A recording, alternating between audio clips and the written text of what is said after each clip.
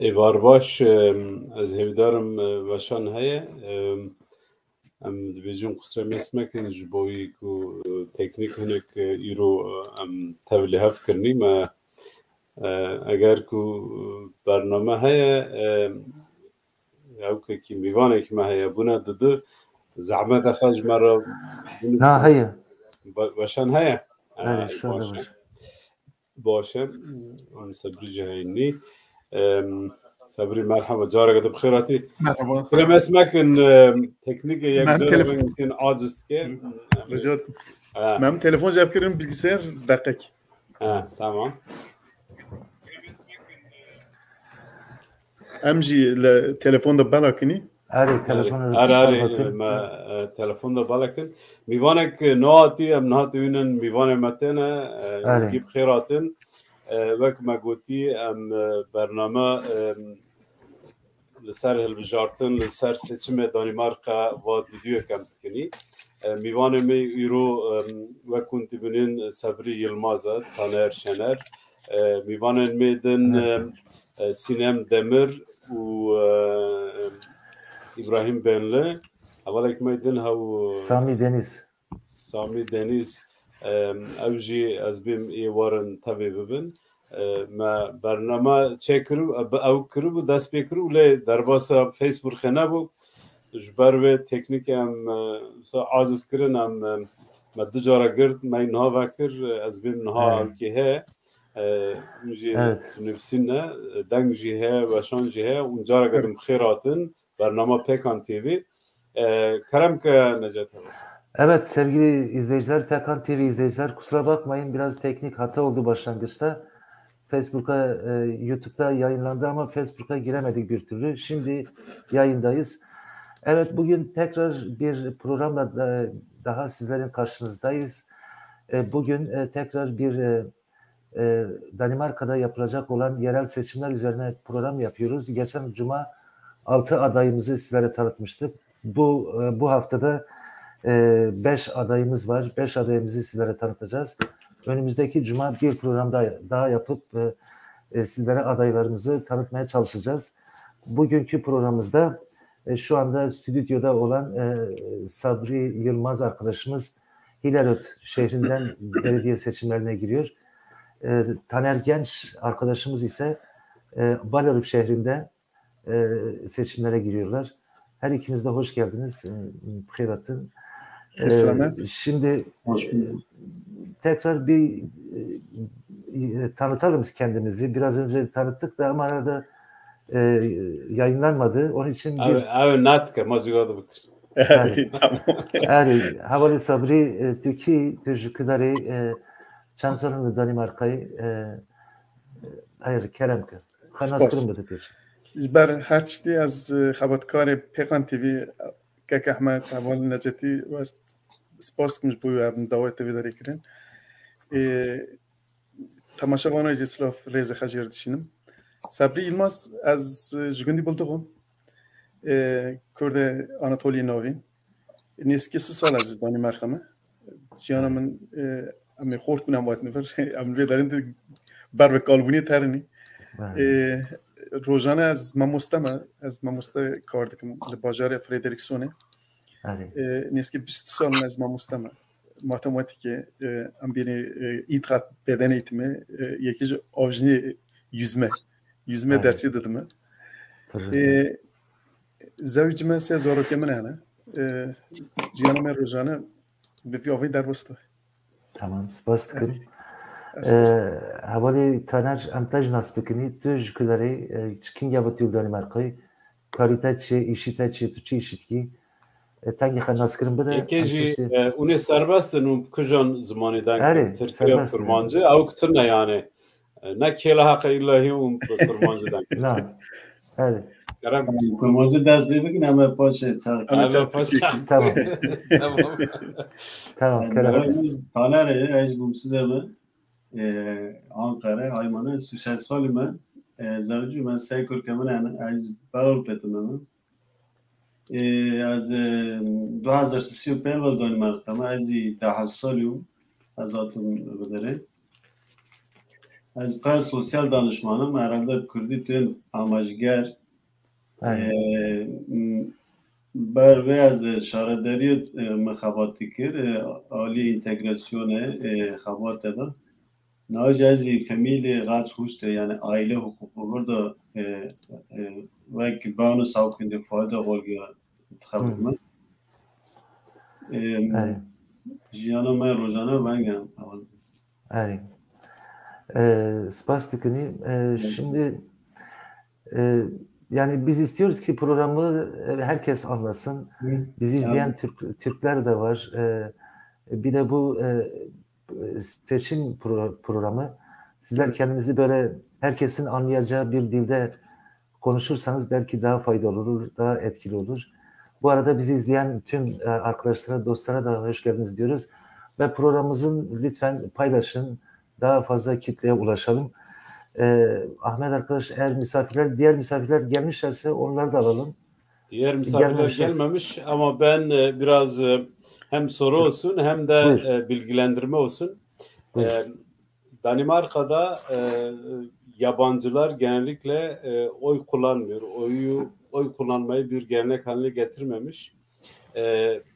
Eğer siz oyunuzu kullanırsanız kendi iradeniz sandığa yansır. Sizin düşünceniz, sizi temsil edecek insanlar meclislerde yer bulur ve böylelikle sizin burada olduğunuza dair sizin de hesabınız yapılır. Sizin de istekleriniz yerine getirilir. Bundan dolayı herkesten rica ediyoruz. Sandığa gidin, oyunuzu kullanın, iradeniz sandığa yansısın. Mecbub Türkiye gol ama az gülüp kurmancı bime.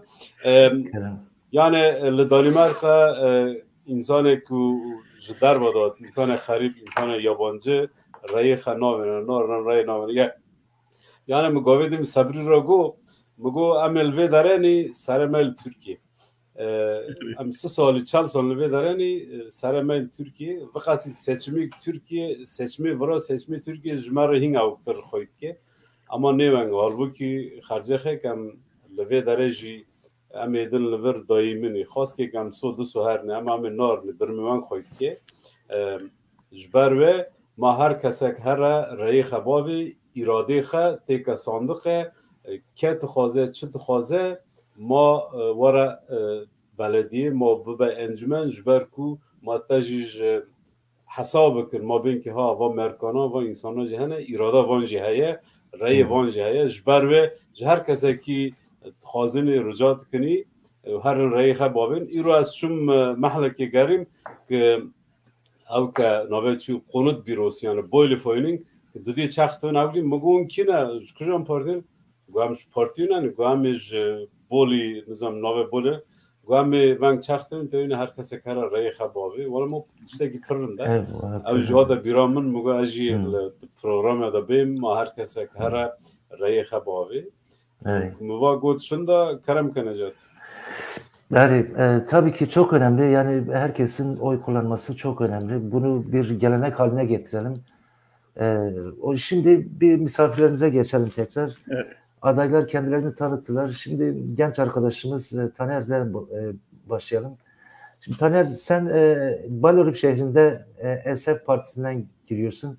Öncelikle neden SF'den adaylığını koydun?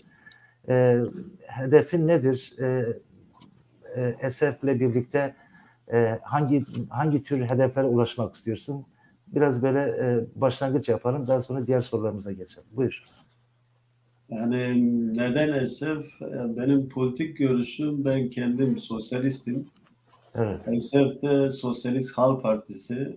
Ondan sonra böyle düşündüm. Yani mesela SF sorumluluk alan bir parti. Bir örnek verebilirsek, örneğin bu burada doğmuş, büyümüş gençlerimiz için, yani burada doğan gençlerin direkt Danimarka vatandaşı olması için bir yasa çalışması vardı. Bir öneri vardı. Mesela diğer sol partiler o anlaşma masasını terk etti ve SF terk etmedi. Hükümetin bu yasayı kabul etmemesine rağmen SF o masada oturmayı şey yaptı. Çünkü eğer biz de o masayı terk etsek sağ partiler daha çok yer edinecekler ve hükümetin eli şey olacak, zayıflayacak ve onlar da istediği şeyi alacaklar. Onun için yani biz de muhalefet partisi olabiliriz, dışarıdan sesimiz gür gelebilir ama önemli olan sonuç almak, masada oturmak. Sonuç almasak dahi orada oturup diğerlerin daha çok yer kazanmasını engellemektir. Onun için ben sorumluluk aldığı için SF'i seçtim. Diğer partileri de seçebilirdim ama benim için daha uygun SF. Evet. Yani zaten yabancılar için Danimarka genelinde yabancılara yönelik en iyi politikalar olan iki parti var diyelim. Enhedslisten ve SF. Bunların her ikisi de birbirine yakın olan partiler. Tabii ki diğer partilerin de yabancılara yönelik politikaları var da ama bu iki parti daha yakınlar. Bu aynı soruyu Sabri arkadaşa da sormak isterim. Siz de Hilary'de Enhedlisten'den giriyorsunuz. Neden Enhedlisten? Niçin bu partiyi seçtiniz? Buyurun. از دخواستم یک اوقاتن سلافه سینه کرمانچی باشتره کرمانچی باخم تانکش باشتره. کرد آناتولی نوین 30 سال شو با دیزا به زمانی خه فنگ وشانه که بزنتی کرمانچی تکنه و تشکی پیروزه وای یعنی مروه بیرنه که یعنی کرد آناتولی نیست که 50 سال جل اروپا دیجینه ده زمان خه بیرناوه اما وی زمانی پولتخه دکنیم وی زمانی وشانه دکنیم و تشکی پیروزه. لی از وقت چه ترکی کنی جامعه بکنید اما از خواستم کردی دوام کنید. شما این لیسته و که اول تانر گویی تابی که یعنی ایدئولوژی مری د کجام پارتی انتخاب نسک دی توی پارتیش قرار حل بجری توی پارتی رو توی اندام امروز نیست که من نیست که این لیسته بود تابی که اوج پارتی سوسیالیسته پارتی çevreci bu iklime bu xazaya tabii az neske mücadele me Kurdan tekoşina me azadi neske me cidigirin her damel bamana bu ve maha neske ona tim grando me parti se jara jmu khastan az namzat bimş bu şaraderi hilarti bu belediye hilarti ما حاضر ندی یعنی دما من تنبو وقتا من نبو لوی جاریج تانکی به اصرار خواستن ما خکره نمزد خبات دمشه ام تکیلی ما به حواله رن حواله به چارالی کردستان آناتولی ناوین ام بینیج گندی ما هر حواله دانی مرخی وانا داخل قالت پولتقا اینستید کنی tabii ki politika insiste granit işte civak ya da seremeni eğer civak tişki da başına ya balet kişinin serve ve iklime bu yani hazabı ve amin ki kemnata ve deri o kültür o işte dene sosyal problem bun her dem camana ciddiğin hazın alikariye bkumanda işte اونا دکنی نه ایلابن اقتدار و مakt به آوایی تشکی بکن اونا با آوا گیدن پولت خیده مشینن دبن چی مونتا ناو دواری که چه کن دون چی مونتا ناو وی دواری که او رفته بگری جوا که ده فونکسیون خیونگه کاری که خیونگه این سیسته بوی او که کیفی مته یعنی خباتوانا میش خواست از تبلیبم و خباتن که خورد بده Yılmaz Sabril vedere az amvej pırs kini bavej bardam ki amvej yapışın da o keçak kini. Amezmin çak kini. Ame bittakhaste amezmin çak kini. Nana boy zemin na yani ame çak avka kadık kini. Müjarek kuni kadık kini. Na tabi ben lisar partiyo lisar avkat ve yani tecrübe le Danimarka herkese ki serbest işte iş parti kadar to ber ednam.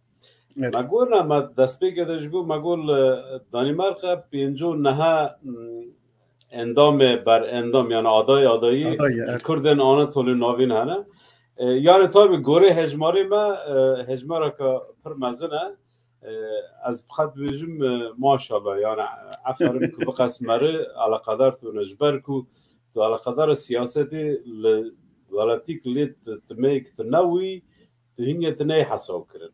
اری Tu kujan parti tkavit yekava tabii herkese ke parti xab pasine jbarwe tanki ev kego kavral ma maxin kamji rahat ev bikri. Ama az ve pırskim yani tu vak mamosta ki kal az vejbim sabri hem mamosta معلمه hem ji gavakit ev ki mada programı mada hem ji web site mada internet site mada derse Kürtücü tınıfsandın metva şu an malavi avaj boy kadaviş boy emagavi yani hem معلومه Danimarka hem mevcut ki خاص که تلویه داره بلکه از باتی من آوزین جه بکره لی ام دربا ساو که جبوی زمان زکماکی یعنی دانیمار خطین موز بخو اری چقدر گرینگه یعنی نهال دانیمار زمان دایی که فرمی ناده داین اما اگر تو بخوازی ده هم مر پیش مر بخوازن اوک بکن نوی چو بخوازم بی که ام تخوازنی درس کردی ما کرکه ما هینن اما تو نه işte belediye gor اوکی خ گور ام بینی سیاستی خط تماشینه یکیجی باور علاقه تغییر دن کرد تا کی پر پاری ترنه اما ایشه دنیا مهم توش بخواد زانی دی باو نخوازنه یعنی کمال بیانی و کمال کردی آنجی کمال دن دخوازه و نکنه و ایشه که چر به عجبا که زمان زکماکی وارد داین چه فرقات داو که به گور ماموستاتی تا مطور دریش کرم؟ نه باش بو yani ben her çeşitli ام بینی ناسنامه یعنی kimlik zaroka ای به زمانی خدا گرداییه ام چقدر tamam ام بین ترکال سر زمانی ما زخت çekir راوک çekir زمان ما yani تو قیمت نده زمانی ما ام بوی kültür çandi خه epey روینی لی پداگوژی اروپا من وی درش خان من ترکیه من مستعد توکل ازادم پداگوژی گیشت که دیمینی که زمانی دایی که زمانی زکماکی هبونا زاروکایه یعنی ناسنامه خد هر دا وشارتیه فکر و خوون و خیال خد زمانی دایی که دانه ایش و هاو بو دو دایی که سفته جبویه زمانی دایی که پر گیرینگه یعنی خناس بکه خب کلتوری خب به زمانی کرده کلام که به زمانی دایی که به تیروک که به زمانی دایی که گلینه واتش پر پیروزه yani ve mamoste Danimarka'yı proje hast. Kim xazım ma tiştiş kültürü xa zamanı xa bizan. Le tabii ki am veger nehorn ali xa de bave ma çıxas yani de bave zaro ki ma çıxas xazım be. Çıxas ve heşyana bu xazım zaro ki xa Kırmancı bir nakin Kırmancı yok. Yani bu xazım le bu yetse çabaya diminen çe enerjiye dışavitinin. Veya ki predurun. Ama fırsat ve yani bir ki bari bir lokallik bir mamuste her zaman bede lüye deri işte avcı zoruk ki xavunun maddi ki mesela ben davki de Facebook ki perkanın sar sosyal medya jito. Yani defrat pırın fırsat da hana imkanı hana gerek deba ve ma yani deba ve zoruk bir fırsatı kar bunun. ما زمانی خه حذف بکن ما زورو که خه زمانی خه دنگ کن yani واتش پری پیروزه bu zor konuş gringe yani tabii ki ve benim tabii kıymeti gerek zamanı ma cümle ma dashpeke gu 250 سال در باس بو ما چو üniversite ترکا خواندن اما ما üniversite دانمارک خوان ama به اصرار دین زمانی خه زمانی دایک yani tabii Sabri arkadaşımız kendisi öğretmen olduğu için dili üzerine çok geniş bilgilere sahip. Biz istiyoruz ki ileriki dönemlerde dil üzerine, ana dilin de önemi üzerine sizlerle programlar da yapmak isteriz. Ama bugünkü programımız daha çok böyle seçim üzerine olsun. Evet. Sizlerin reklamını yapmak istiyoruz. Sizleri tanıtmak istiyoruz. Sizlere nasıl daha çok oy getiririz. Onun hesabını yapıyoruz biraz bugün. Bizleri izleyen dostlara da herkese teşekkürler ediyorum. Sorular da geliyor. Sizlere bu soruları yöneteceğiz. Genç arkadaşlarımıza, Taner'e başarılar diliyor seyircilerimiz. Şimdi mesela bu önemli bir soru. Havalime Belingaz Harip diyor ki bütün adayları soruyorum. Asimilasyon ve entegre olmaya nasıl bakıyorlar? Yani geçen hafta da bu soru önemliydi. Sormuştuk bütün adaylara. Yani entegrasyonun diyelim ki asimilasyona dönüşmemesi için neler yapmak lazım sevgili Taner? Senin bu konuda belediyeye girdiğinde ne tür bir programa sahipsin? Nasıl politikalar yürüteceksin? Bu konuda ne diyorsun? Buyur. Şimdi öncelikle bir soru daha vardı. O Deniz Ararat. O da vardı, doğru. Kürt sorunu hakkındaki... Evet. Yani şimdi ben şu an genel meclise aday değilim. Biz belediye meclisi yerelde yani bizim ilgilendiğimiz konular Belarus'un mesela doğası, işte bilmem yolları, işte bakım evleri, bilmem kreşler, okullar. Tabii bir yani genel meclisin politikası değil. Ama ben genel olarak yani zaten ben sadece Kürtlerin adayı da diyelim. Burada yaşayan bütün etnisitelerin, bütün halkların adayıyım. Onu başta söyledim. Tabii. Ama benim partim ESEF genel olarak ezilen bütün halkların yanında olmuştur ve olacaklardı. Yani onu cevaplayayım böyle.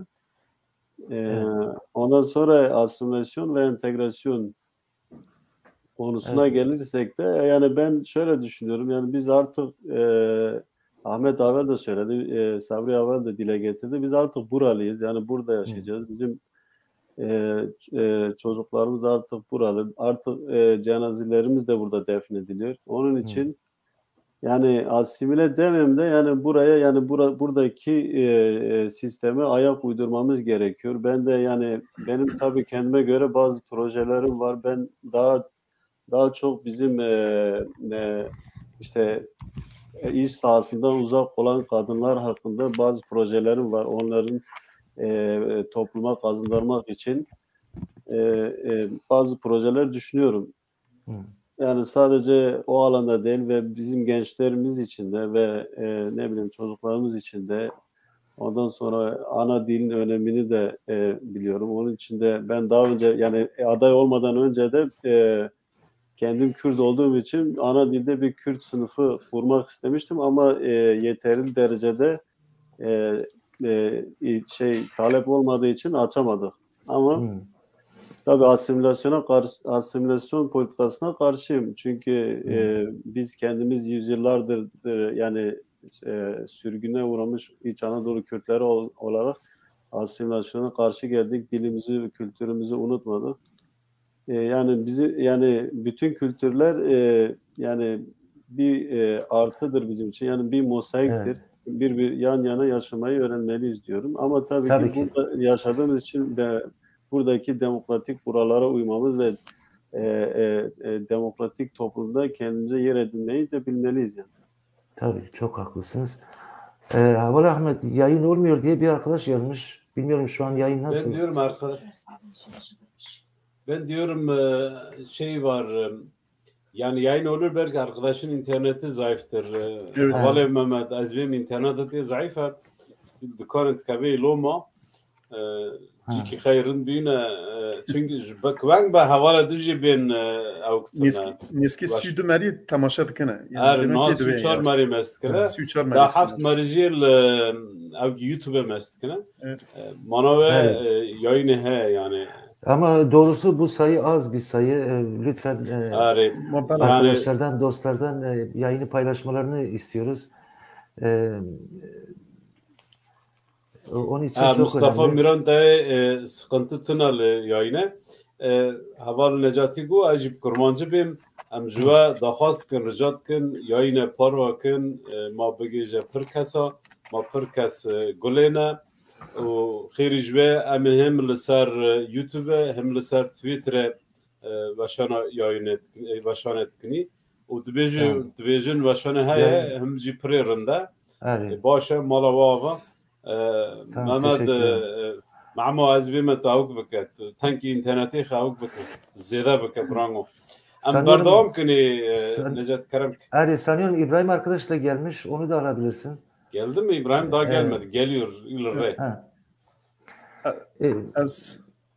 Kerem Kaval از خواستم سر حواله بلنگاز تابی پرس کرو کو سر انتگراسیون و اسیمیلاسیون چه فکرین؟ yani entegrasyon tabii ki tabii ki entegrasyon çava tufamdaki çava dikici ve perspektifike ama asimilasyon zaten tadhilna tu habuniye khat tu gayri tu tişkitten tu yani kesiyatiyat nasnamata te göhertin yani bunun Türkçesi sen eriyip bitiyorsun yani o kişilikten başka bir kişiliğe dönüşüyorsun yani tabii ki buna karşı özellikle Kürt toplumu ve Anadolu halklarının büyük bir erimemek için direndiği bir süreç. Evet. Ama entegrasyon gerek mere cüda famk. Yani zarokeme hem zmani kha baş himbe kültüre kha çanda kha hem bajar yan ben ki walati Danimarka kharsa Danimarka baş bizanın tahsila kha perverde kha zmani wana bakın.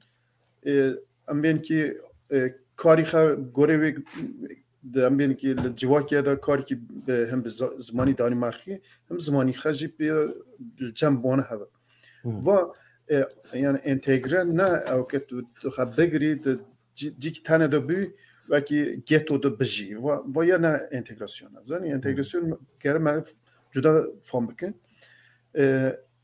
az entegrasyon mesela partinin tane juda avji novi entegrasyon etken non asimilasyon entegrasyon ve ki asimilasyon kartin merveci merbaş famke de mejio wan de paş da çe kavme merbaş famke yani Armanca wana çiye çavay be ali perverde da gerek meri wiçti juda bikezi zaru xort civan çavay neske integrasyonu be çavay neske asimilasyonu be le civake ser bandor ser xort civana kirin je nasname xafeditkin nasname xaderravin çima civaka mazin wana çüktübine çükti çima tubxana nasname xa zmani xa çand kültüre xa tu ne serbilindi tu serbil nebuy texet çük bibini yani gerek tu hez bir ali çanda ali zmenda ali habuni xada belki zmani te gore zmani wala düttüye de tiji ne xort be ne ziyade ve le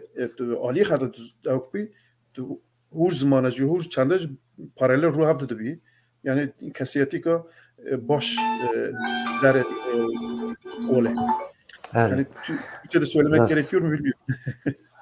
Yani kısaca evet. Türkçe de söyleyebilirsin. Yani asimilasyon tabii ki tüm özellikle azınlık toplulukların başına bela olan bir politika. Ya sen yani, canlı yayındayım seni sonra arar. Yani asimilasyon o yönlü tamam. bir bela olarak görmek lazım. Yani dünyanın neresinde olursak olalım. Yani insanları içini boşaltıp başkalaştıran bir kişiliğe bir şekle büründüren bir politika. Onun için doğrudan karşı çıkmak lazım. Ama entegrasyon konusunda tabii ki uzun vadede entegrasyon belki asimilasyon yolunu açar ama bilinçli toplumlar için biz mesela İç Anadolu Kürtlerinin bir gerçekliği var. Ankara'ya gidildi, Konya'ya gidildi, yüksek okullarda okundu. Son 30-40 sene Danimarka'da aynı şeylerde geçti, süreçlerden geçildi ama ana diller kültüründen vazgeçmediler. Yani bu bir örnek teşkil edecek bir şey. Yani bir şu şekilde de inanmıyorum yani asimilasyonun başarılı bir politika yürütüleceği. Ama insanlar gönül temelde kendi kültürünü sevmiyorsa, uzaklaşıyorsa o başka bir şey. Entegrasyonu Doğru, evet, entegrasyonu daha çok gençlerimizin, çocuklarımızın daha başarılı bir eğitim alanında, yani kendi öz kültürüne, kimliğine sahiplenip buradaki bulunduğu ülkenin diliyle de bütünleşen, onu da kendisiyle iyi bir kişilik çıkarabilen, iki dilli, iki kişilikli değil, iki dilli, mozaik bir kültürlü bir insanın ortaya çıkmasıdır, yani iyi bir dengedir aslında. Evet, bu söyledim. Em spas dikini sabri em nivana kime dici İbrahim Belli cihati em sırava gibi de nüzi İbrahim Belli khirati bernama Pekan TV u tu serbest kujan zamandan ki danke. Ari. Denge de tuna Denge de kemti.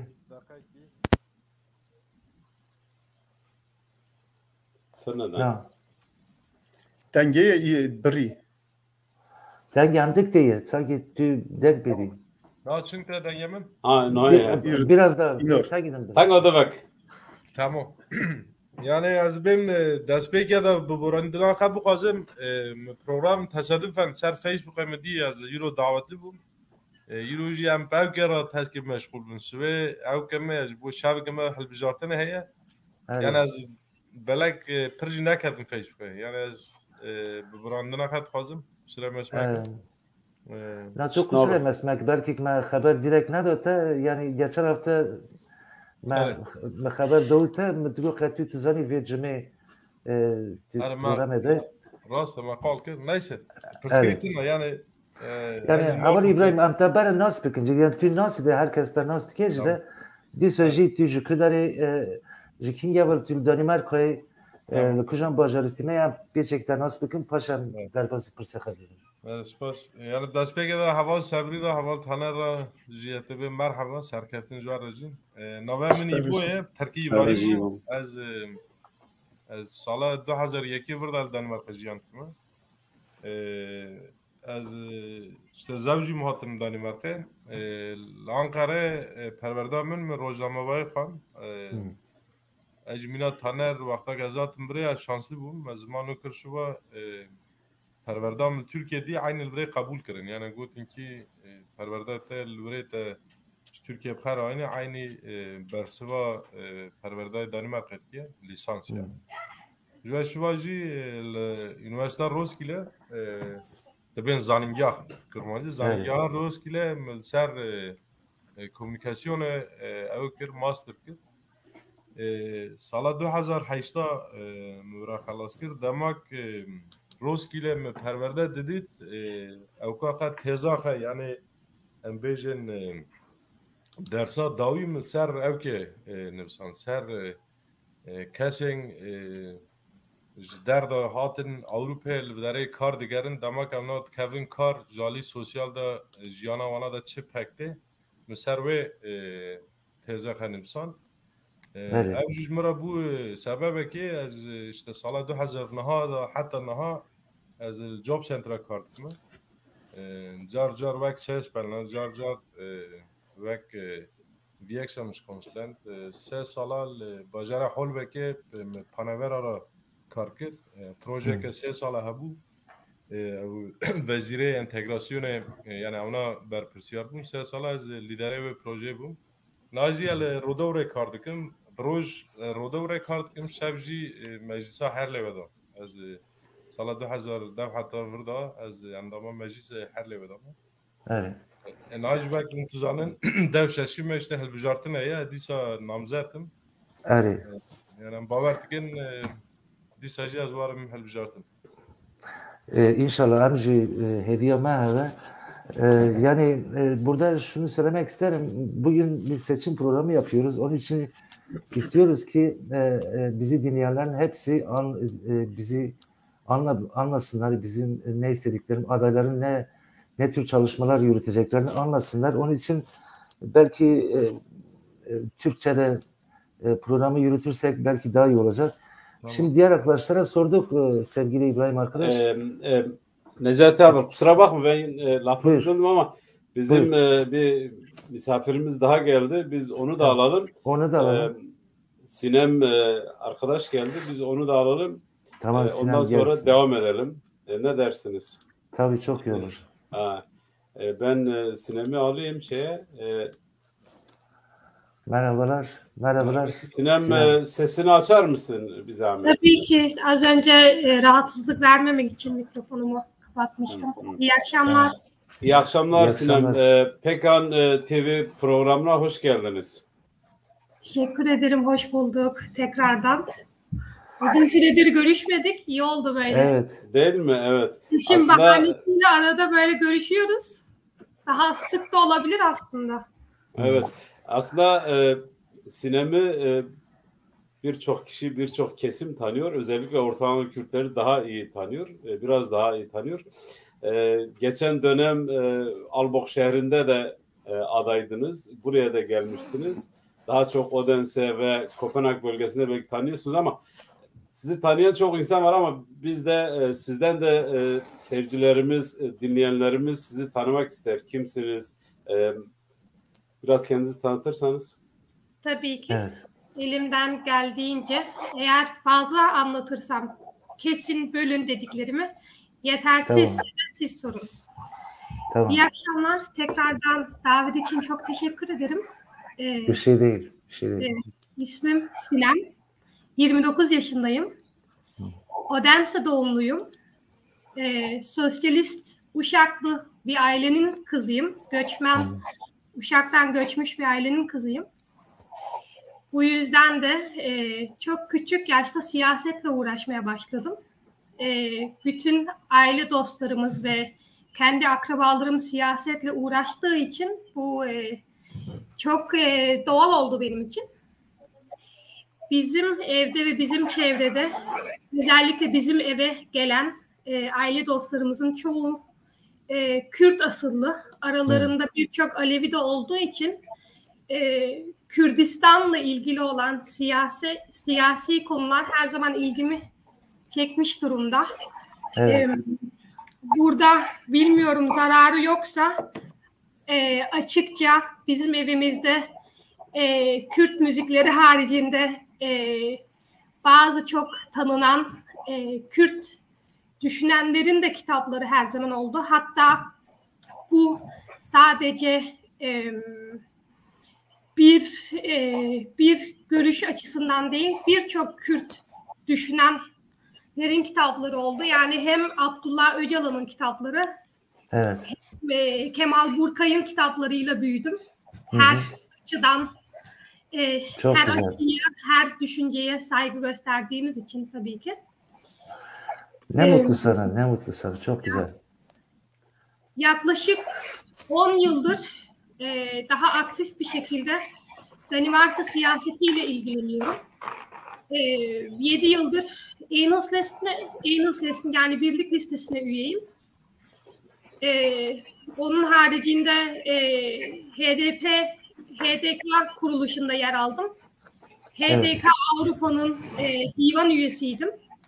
Ve HDK Danimarka'nın kurucu delegelerinden biriydim. Kusura bakmayın, bu arada kedim var. Ona konuşmadım. Şu an rahatsızlık duyuyor kendisi. Anlıyorum. Kucağına alabilirsin, bir şey olmaz. Koşturuyor. Şu anki durumum, Kopenhag Belediyesi'ne üyeyim. Son 1 yıldır Kopenhag Belediyesi'ne üyeyim. Özellikle sosyal politik ve iş politikasıyla ilgileniyorum. Onun haricinde günlük yaşamımda garsonluk yapıyorum. SAEF Kopenhag Sendikası'nın yönetim kurulu üyesiyim. Enhedslisten Partisi'nin de yönetim kurulu üyesiyim. Ve bu belediye seçimlerinde tekrar adaylığımı koydum. Umarım tekrar seçilme şansını hak ederim. Bakalım Biz de tabii ki biz de öyle ümit ediyoruz. Öyle umut ediyoruz ki inşallah seçilirsiniz. Çünkü gerçekten sizi takip ettiğimiz kadarıyla aktif bir kişisiniz politika içerisinde. Burada eleştiri anlamda ben eleştiri olarak görmüyorum da Ama bir arkadaşımız Kürtçe bir mesaj yazmış. Demiş ki Evet, okuyabiliyorum. Zaten tam ona ama cevap anlamadın. Ben sana ben tercüme anladım edeyim. yazdığını. Kusura bakmayın. Kürt asıllı değilim ve böyle bir siyasi konuşmayı yapacak derecede Hayır, soru o değil. Soru o değil. Soru o değil Sinem. Soru o değil Sinem. Diyor ki Erdal Buga diyor ki ben bu sözü hiç sevmiyorum diyor. Kürt asıllı demek ayrı bir şey. Kürt Yani ayrı diyor, bir şey. İnsan ya Kürttür ya da başka bir şeydir diyor. He. Yo, yani sonuçta birçok Ama kişi hani karışık ailelerden geldiği için ve maalesef Türkiye'de veya Türk siyasetinde olan asimilasyon siyasetine uygulanmış durumda kaldığı için maalesef kendine Kürt asıllı diyor ve bu insanlara saygı göstermek açısından da. evet, tabii ki. Şimdi sorularımıza geçelim. Peki. Tamam. Sen Sinem şeyi anlatma. Kopenhag Belediyesi'nde adaylığını koydun değil mi şimdi? Evet. Evet, İniş listede Kopenhag Belediyesi'nde. Şimdi diğer Sabri arkadaşa ve Taner arkadaşımıza sorduk. İbrahim arkadaşımıza soralım. Sevgili İbrahim, sen şimdi her evde 4 senedir belediye encümenliğini yapıyorsun zaten. Evet. Şu andaki durum nasıl? Her evdeki insanlarımızın ulaştın mı yani herkese? Seçim çalışmaları nasıl gidiyor? Bu konuda neler söyleyeceksin? Evet. Buyur. Evet. Öncelikle tekrar merhaba Sinem, hoş geldin. Biz Sinem'le aynı partideniz. Sinem ne söylerse ben aynısını söylerim zaten. Evet. Bizim partimizin şöyle bir şeyi var. Sabri Haval'dır bizden bu arada. Bizim partide derler ki eğer siz seçimi kazanacaksanız sadece seçim gününde değil ama seçimler arasında kazanırsınız. Yani biz de onun için biraz böyle gayretli çalıştık. Son 4 senedir her evde 19 sandalye var belediye meclisinde. Bunlardan 12 tanesi sosyal demokratlara ait. Yani dolayısıyla onlarda ezici bir çoğunluk var. Çoğu zaman belediye meclisinden bir karar verileceği zaman bize de ihtiyaç duymuyorlar. Ama biz buna rağmen partiden aynı İYİ sesinden diğer bir arkadaşla birlikte biz sosyal demokratları biraz hizaya getirdik diyebilirim. Hem bu çevre felaketiyle ilgili alınacak önlemler konusunda hem de işte bu refah toplumunda son süreçte yaşanan kısıtlamalara yönelik atılan adımları biz farklı bir tarafa evrilmeye çalıştık. Özellikle halk okullarında yıllardır finansman noktasında gidilen kesintilerin olmaması noktasında bir baskı kurduk. Onun dışında yani çevreyle ilgili biliyorsunuz bu belediye seçimleri aynı son parlamento seçimleri de öyleydi. Herkesin artık gündeminde olan çevre felaketi belediyelerin de gündeminde yoğun bir yer teşkil ediyor. Evet. Biz 2019'da İnislisin olarak şöyle bir teklif sunmuştuk. Vatandaşlar ve işletmeler, her evdeki vatandaşlar ve işletmeler bir araya gelecekler ve onlar belediye meclisine çevreyle ilgili ya da çevre konusunda alınacak önlemlerle ilgili belli önerilerde bulunması için 4 sene boyunca bu çalışma yürüttüler. Yani 2019'dan daha doğrusu bugüne kadar bunun inisiyatifini biz aldık. O dönem söylediğimiz şeyler diğer partilerin nezdinde pek anlam teşkil etmiyordu. Bizi genelde böyle radikal solcu olarak değerlendiriyorlardı. Ama gelin görün ki bugün Herlev Belediyesi'nde yer alan tüm partilerin hepsi biz bundan 3 sene önce ne söylemişsek aynısını seçimlerde de söylüyorlar. Yani bu kısmen biz kendi zaferimiz olarak nitelendiriyoruz. Çünkü bizim savunduğumuz şeyler bugün onların gündemine geldi. İnsanlarımıza ulaşmak noktasında çok kısaca söyleyeyim. Ben insanlarla hep diyalog içerisinde oldum. Yani zaten bu anlamda bizim gibi yabancı kökenli insanların belediye meclisinde olması çok önemli. Birine benzediğin zaman ya da onlara benzediğin zaman sana ulaşmak için çok tereddüt etmiyorlar. Yani Araplardan tut, Kürt ve Türk vatandaşlara kadar yaşadıkları ailesel sorunlar ya da işte çocukları kriminalliğe karışmış ailelerin hepsi gelip benden yardım istediler. Ben de hiçbir zaman kendimi geri tutmadım. Yani O anlamda biraz gönlüm rahat giriyorum. Yeni seçim. Çok güzel. Çok güzel sevgili İbrahim arkadaş. Yani biz de ümit ediyoruz ki tekrar seçilirsin. Çünkü etkin bir insanımızsın. Her yerde de etkin çalışmalar yapıyorsun. Şimdi diğer arkadaşlara sorduğum için Sinem arkadaş biraz geç geldi. Sevgili Sinem, sen şimdi Kopenhag Belediyesi'nde İNİS liste birlik listesinden adaylığını koydun. Şimdi genel duruma baktığımızda sanıyorum herhalde İNİS liste Kopenhag Büyükşehir Belediyesi'nde şu anda birinci parti gibi. Yani geçen öyle bir araştırma okudum. İstatistikler öyle yazıyor ve çok iyi gidiyor İNİS listenin durumu. Hatta Lini Barford'a sordular. Biz dedi Büyükşehir Belediyesi Başkanlığı'na talibiz. Evet, İNİS listenin durumu nasıl Kopenhag Belediyesi'nde? Neler söyleyeceksin? Yani şu an anketlere bakıldığı zaman gerçekten çok iyi duruyor. 2017'de belediye seçimlerinde Kopenhag'da ikinci büyükşehir parti olmuştuk.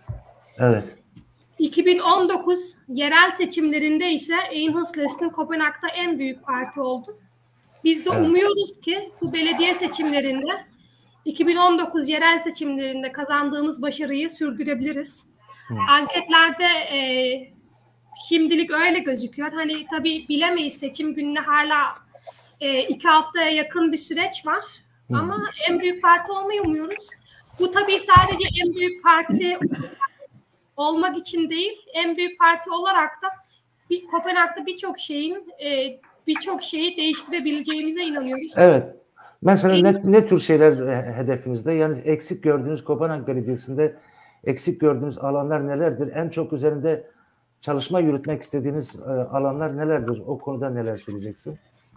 Örneğin Enhedslisten yani Birlik Listesi Kopenhag ve Sosyal Demokratlar arasında en büyük farklardan biri yeşil alanlara olan görüşümüz. Eğer bu şekilde devam ederse ve Sosyal Demokratlar hala Kopenhag'da en büyük parti olmaya devam sürdürebilirse yani gözlemimiz önümüzdeki 10-15 yıl içerisinde Kopenhag'da pek yeşil alan kalmayacağı korkusu var bizde. Ve her ne kadar Kopenhag büyük şehir olsa da Kopenhag vatandaşlarının da yeşil alanlara ihtiyacı olduğunu düşünüyoruz. Hem Kopenhag vatandaşları adına hem iklim krizi adına hem de doğamıza olan saygımızı göstermek adına bunun çok önemli olduğunu düşünüyoruz. Bunun haricinde Enhedslisten en büyük parti olmayı başarabilirse umuyoruz ki Kopenhag'da yaşayan yabancı göçmen vatandaşlarımıza daha saygılı davranabilmeyi umuyoruz. Sonuçta Kopenhag Belediyesi'nde yaşayan insanların yaklaşık %20'si ya başka bir ülkede doğup buraya Danimarka'ya göçmüş ya da göçmen çocukları ve sonuçta Danimarka'da artan bir ırkçılık var ve başkent olarak bu konuda önder olmak zorundayız bu konuyu çözebilmek için. Bunun haricinde Kopenhag'da olan iş bankaları yani Job Center adında olan yerleri de değiştirmek istiyoruz. Daha dün belediye toplantısında bununla ilgili bir ismi aklıma gelmiyor. Bununla ilgili bir konumuz vardı. Efendim? Hatırlamadığını hatırlatmaya çalıştım. Bir tasarım vardı. Evet, tasarım. Aynen. Vardı. Maalesef oyumuz tamamen yani bizim önerimiz bunları kapatıp yeni bir sistem yaratmaktı. Maalesef buna çoğunluk bulamadık. Evet. Ama onun yerine bundan sonra sosyal sorunları olan vatandaşlarımızın sosyal bölgeye aktarılmasını başarabildik. Bu da sonuçta bir başarı ve eğer en büyük parti olabilirsek daha çok bunlarla mücadele etmek istiyoruz. Bunları başarmak istiyoruz. Için. Çok teşekkür ediyorum sevgili Sinan. Daha sorularımızı yönelteceğim sizlere. Şimdi bütün adaylara şunu sormak isterim. Önce Taner arkadaşla başlayalım. Şimdi sevgili Taner, sen bir genç insanımız olarak Balyaruk Belediyesi'nde adaylığını Sosyalist Halk Partisi'nden, ESEF'ten adaylığını koydun. Kazanırsan yapmak üzerinde çalışmak istediğin alanlar nelerdir? Hedefiniz nedir? Yani Balyaruk Belediyesi'nde eksik gördüğün durumlar nedir? Neleri düzeltmek istersin? Ne tür durumlarda yetkini koymak istersin? Neler eksik görüyorsun? Buyur. Şimdi ben buyur. Yani özellikle Balyaruk şehrindeki gördüğün tamam. eksik yönler. Ya şimdi ben seçime yani benim kendi seçim programımda ben 3 tane çalışma alanı seçtim. Yani yaşlıların işte bakım eviyle ilgili, bir de gençlerimizin ve çocuklarımızın alanları, bir de çevre problemi, yani klima krizini ele aldım. Yani eğer ben seçilirsem ben bakım evlerinde şeyi düşünüyorum, yani yaşlılara hizmet eden çalışanların yani sabit bir grup olması. Yani örneğin diyelim ki bir yaşlıya 10 kişi bakıyorsa o 10 kişinin sabit bir grup olmasını istiyorum. Yani dışarıdan devamlı yeni tip yüzlerin gelmemesini engellemek için, çünkü yaşlılarımızın mikrofonu tutmana gerek yok Taner. Ses geliyor öyle. Evet, tamam, yani devamlı sabit insanların bu yaşlı insanların bakımıyla ilgilenmesini istiyorum.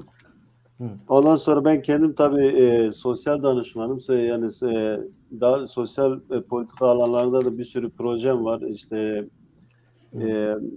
ama daha çok şu 2-3 alanı daha çok yoğunlaşmak istiyorum. Bir de bizim mesela Belarus'un bazı bölgelerinde, mesela Mavlupagin, Hıpagin, bu yabancıların çok yaşadığı bölgelerde oradaki okulların bir de kreşlerin çok sorunları var.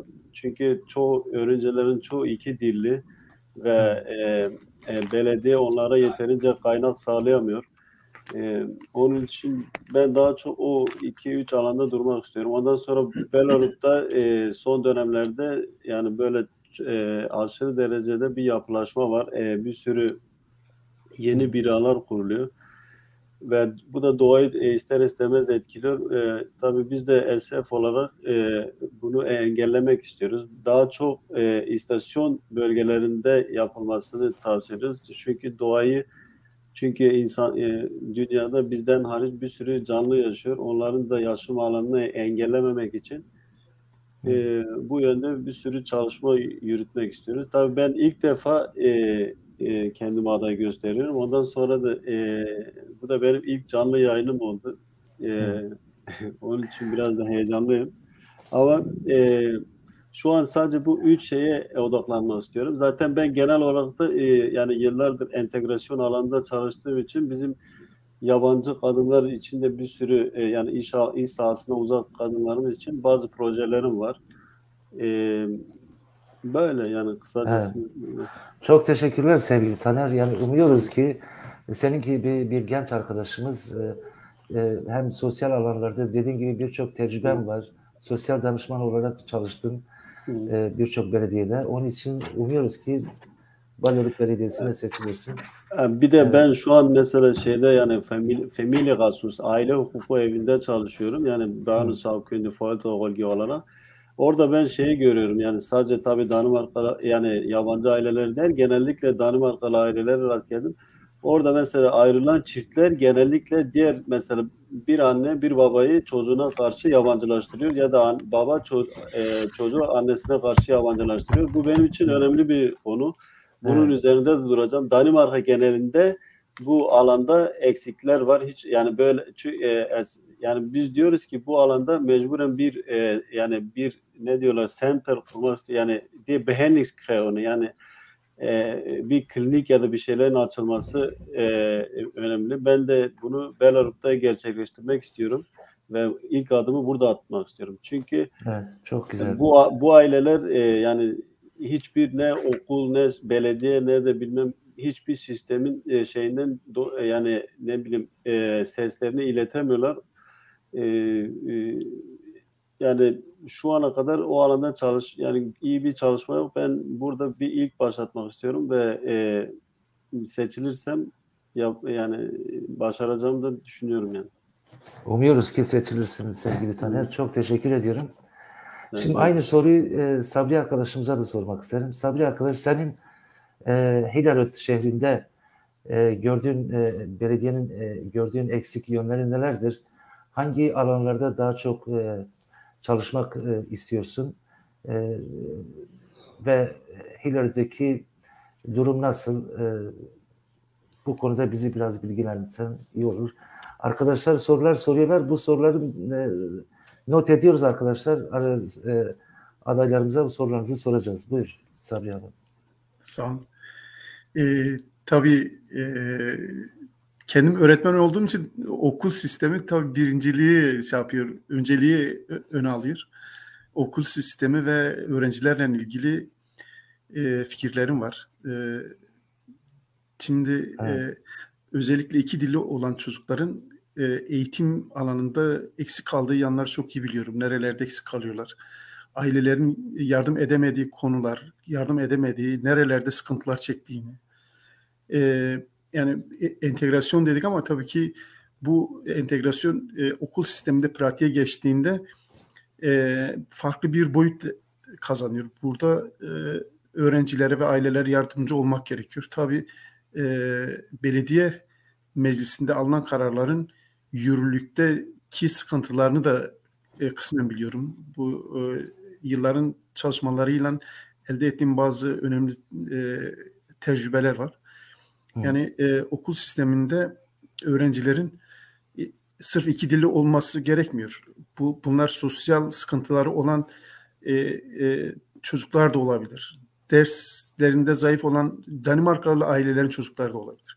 Yani burada nerelerde sıkıntılar yaşanıyor, ne zorluklarla karşılaşıyorlar. Buralarda sosyal ussedibön dedikleri fakir olan dıştalanmış çocukların aileleri nasıl yardımcı olması gerektiği konusunda biraz tecrübelerim var. Bu konuda yardımcı olabileceğimi, diğer partilere de bazı fikirler vererek bazı konularda olabileceğimi düşünüyorum. Yani evet. Okul sistemi önceliği kazanıyor. Tabii bundan beraber entegrasyon ve kültür de önemli. İki dili ailelerin çocukları ve gençlerimiz, kimlik sorunu yaşayan gençler belirli bir yaşa geldikten sonra iteleyip kakalayıp isim takarak dışlamamanın yaratmış olduğu sıkıntılar var. Dışlayarak oluşturmuş oldukları getolar var. Yani bu getoların sırf sebepleri yabancıların kendilerinin oluşturmuş olduğu bir şey olmuyor. Bir küçük bir topluluk olmuyor. Aslında dışlanmanın sonucu oluşmuş bir şey. Yani bunlar nasıl aşılabilir? Bundan bağlantılı olarak ben daha çok kültür ve spor alanlarının önemli olduğunu, toplumların birbirine yaklaşabileceğini düşünüyorum. Tabii ki sırf kendinden olacağı, basit şeylerle olacağı değil. Bu işin eksperde olan insanların devreye girmesi gerekiyor. Psikologların devreye girmesi gerekiyor. Evet. Bundan beraber iş sahasının kapıları açılabileceğine inanıyorum bu gençlere. Bu terk edilmiş kenar mahalle insanları olarak görmek istedikleri, bazı partilerin öyle görmek istedikleri şeyler var. Bu ön yargıları kaldırmak, yıkmak lazım. Yani sırf bu insanlara bir problem gözüyle değil, bir kaynak gözüyle bakılması gerekiyor. Yani bu insanlarda bir kaynak var. Bu kaynağı nasıl dışarı çıkar, toplumla bütünleştirerek daha iyi yanlarını kazandırabilirim bu topluma. Böyle bakmak gerekiyor. Bu perspektiften bakmak gerekiyor. Tabii bu sırf bu kesimlerin değil, genel toplumun sağlık sorunu var. Bu sağlık sorunu sırf ilaçla veya da hastanelerle olacağını inanmıyorum. Kendim beden eğitimi öğretmeni olduğum için işin biraz daha sporla, hareketlilikle şeyden aşılması, buna yönelik spor alanlarının açılması, herkese fırsat verebileceği spor alanlarının yapılması. Sırf futbol değil, sırf şey değil, yeşil, mesela yeşil alanlardan bahsediyoruz. Eğer bir yeşil alanların daraldığı bir toplumda sporlar nasıl yapılacak? Yani bunlar önemli faktörler. Diğer şeyde tabii ki çevre ve iklim diyoruz ama mesela yeraltı sularını böyle şeyleri farklı görüyoruz. Sanki sular devamlı olacak, böyle temiz kalacak. Bu toplumların kendi bahçelerinde çimlerinin sırf çim kalması için kullandıkları bir kimyasal şeyler var. Yeraltı sularını çok kirlettikleri, çok şey olduğu bir gerçeklik. Yani yeraltı suları benim için şey kazanıyor. Denilir ya, hayat sudur. Yani gerçekten böyle bir belediyeden başlatarak bu bilinci tüm topluma yaymak gerekiyor. Su tüm canlıların, tüm insanların olmazsa olmazlarının bir tanesi. Yani bunun önemsenmesi gerekiyor. Ben buna dikkatler çekiyorum. Yani tabii ki bunlara bağlı bir sürü şey söylenebilir ama toplumsal sırf oraya oturup da ben seçildim gidip işte kalayım şeyinden değil, toplumda kazandığımız, kendi halk mücadelemizde kazandığımız tecrübelerin biraz daha kabul görüp buradaki toplumla bütünleştirerek hayata geçilmesini düşünüyorum. Yani öyle bir fırsat olabilir. Evet. Eğer tabii seçilirsek. Öyle bir şey düşünüyorum. Yani o politikayı en sağcı partiden en solcu partiye ile beraber çalışılacak bir ortam. Ama bu saydığım konuların büyük bir kesimi tüm partileri ilgilendiriyor. Tüm işte bu konular sırf çok solcu partilerin konularıymış gibi sırf çevirmeleri gerekmiyor. Yani gelip herkesi görüyor bu konular. Evet. Yani bu şekilde toplumsal yaralara parmak basılması gerektiğini düşünüyorum. Evet, bunları söyleyebilirim. Varsa çok teşekkürler. Evet, son olarak yani bir iki yorum olarak geldi mesela. Her yorumlar geliyor. Özellikle bazı arkadaşlar bu Kürt gerilasına karşı kullanılan kimyasal şeylerden bahsediliyor. Evet. Yani onu şiddetle soracaktım. kınıyorum. Bütün adaylara o soruyu soracaktım. Şiddetle kınıyorum. Savaş suçudur. Yeryüzünde kullanılmaması gereken, 2. Dünya Savaşı'ndan bu yana atomdan sonra en tehlikeli şeylerden silahlar kimyasal ve biyolojik silahlardır.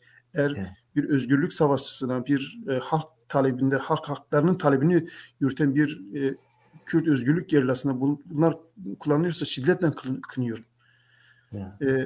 Ve uluslararası güçlerin devreye girip bu tür şeylerin yapılmaması, yani bir savaş suçu, ayrıca bir insanlık ayıbıdır bugün de. Yani bunu dile getirmek gerekiyor. Bunu düşünüyorum. Tabii, doğru, haklısın. Teşekkürler. İnsan suçudur yani. Evet. Bu kimyasal silahlar kullanıyorsa. Mehmet ve uluslararası güçlerin gidip incelemesi gerekiyor. Öyle bir iddia gündemde gidip yerinde tespit edip doğru olmadığı görülmeli. Bu soru Mehmet Akpınar arkadaş sormuştu. Daha önce de bir başka arkadaş sormuştu. Evet. Bu soruyu ben not aldım. Biraz sonra soracaktım. Tabii ki buradaki adaylarımız belediye meclisine adaylıklarını koyuyorlar. Tabii ki kendileri politikayla uğraşıyorlar. Politikayı takip ediyorlar. Hem burada hem de ülkedeki siyaseti takip ediyorlar. Ülkedeki siyaseti de üzerinde düşünmek istediğiniz veya fikrini yürütmek istediğiniz fikirler varsa tabii ki onu da alalım. Ama ben bu soruya geçmeden önce, Mehmet arkadaşın sorusuna geçmeden önce İbrahim arkadaştan da soruyu sorayım. Yani arkadaş cevap versin. Her evde sizin bu yeni dönemde 4 senedir içeridesiniz, yani meclistesiniz. Yeni dönemde üzerinde çalışmak istediğiniz alanlar nelerdir? Sizden de bunun cevabını alalım. Daha sonra başka bir soruya geçelim. Buyurun. Evet. Aslında arkadaşlar, yani hem Taner'in değindiği konular hem Sabri Aval'ın bahsettiği konular her levde de güncel aktüalitesi olan konular. Zaten hep onu söylüyorum. Yani belediye meclisi seçimleri o anlamda belki insanları daha da fazla ilgilendiren bir seçim. Çünkü seçimde verdiğiniz karar 4 sene boyunca o belediyedeki tüm politikayı etkiliyor.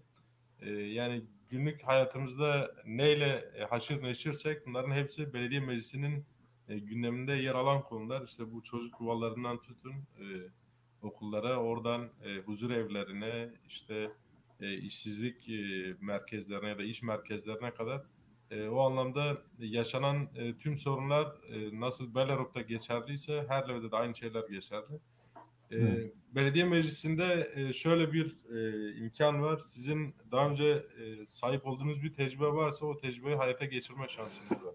Ben 10 senedir, 12 senedir istihdam merkezlerinde çalıştığım için ABAŞ Meclisi dedikleri iş piyasası kurulunda üye olmayı tercih ettim. Çünkü orada benim söyleyeceklerimin daha katkı sunacağını düşündüm ve öyle de oldu nitekim. İlla ki bir şey belirteceksem hani hedefimde neler var, hani geçmişte değil de ileride ne yapmak istiyorum dersem Herlev'de bu Westline komünelerinde yaşandığı gibi özellikle 15-25 yaş arasındaki gençlerde okuldan uzaklaşma ve kriminalliğe kadar giden, tehlikeli yollara giden, işte radikal İslam'a kadar giden bir gençlik var, kayıp bir kuşak var. Bunlar hem aileleri için hem bu toplum için büyük kayıp. Herlev'de kriminaliteyle ilgili son dönemde yapılan işler önemli ama biz halen parti olarak, İnisisin olarak özellikle bu grubun ehlileştirilmesi gerektiğini, topluma kazandırılmasını gerektiğini düşünüyoruz. 4 sene boyunca da aslında uğraştım. Ben onun için hep onu diyorum. Yani hiçbir anne baba yoktur ki kendi çocuğun geleceğinin iyi olmasını istemesin. Her anne babanın isteğidir. Ama anne baba bazen ya dil anlamda yaşadığı sorunlar ya da başka sosyal anlamda yaşadığı sorunlardan kaynaklı belki çocuklarına istediği noktada yardımcı olamamaktalar ve bu noktada elbette belediyelerin üzerine düşen büyük bir sorumluluk var. Bu yaş grubuyla ilgili özellikle yapmak istediğim şeyler var. Onun dışında yapılaşmayla ilgili Herlev'de yaşanan büyük bir sıkıntı var. Herlev çok küçük bir belediye. 3x3 kilometre uzunluğunda. Ama bizim belediye başkanı yeri geldiğinde gökdelen de dikmeyi düşünüyor. Çünkü o diyor ki biz nasıl olur da Herlev'in nüfusunu 2'ye katlarız. Hani vergi gelirleri artsın. Bu kötü yapılaşmanın örneklerini son 4 senede gördük. Özellikle istasyon bölgesinde çok birbirine yakın, böyle neredeyse nefes alamayacağınız şekilde inşaatlar yapıldı. Biz bunun önüne geçmeye çalışıyoruz. Bir diğeri de bu ülkede nasıl ki Sinem arkadaş da belirtti, giderek artan yabancı düşmanlığı içeren bir dil var. Bu dili Herlev'de de maalesef örnekleri var. İşte Nübavali Partisi bu sene burada belediye meclisinde adaylığını koymuş bir parti. Onların olduğu bir yerde bizim olmamız önemli. Çünkü bizler hem kendi oradaki varlığımızla hem de ideolojik olarak duruşumuzla bu gidişe dur diyebileceğimizi düşünüyoruz. Ki nitekim de öyle. Mesela en basit bir örnek, biliyorsunuz hükümet son yaptığı teklifte yaklaşık 20 bin civarında yabancı kökenli işsiz kişinin new jobs dedikleri, işte neredeyse böyle sağda solda taş yaprak toplattırdığı işlere yönlendirmekle ilgili bir karar verdi. Geçenlerde belediye meclisinde, yani benim oturduğum kurulda böyle bir şey konuşuldu. Biz parti olarak dedik ki bu tamamen ayrımcılığa dayanan bir kelimedir.